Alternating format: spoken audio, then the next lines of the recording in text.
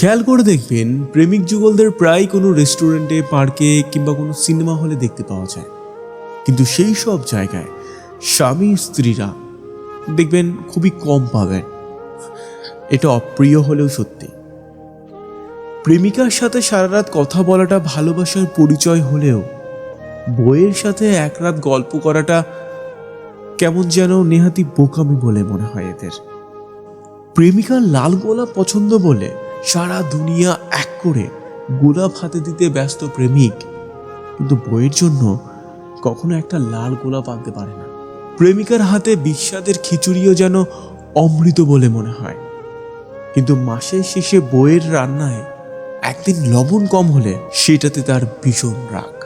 প্রেমিকার জন্মদিনে মাথায় শুধু সারপ্রাইজ দেওয়ার চিন্তা ভাবনা হয়, আর বইয়ের বেলায় শুধু পাওনার হিসেবটাই দেখে।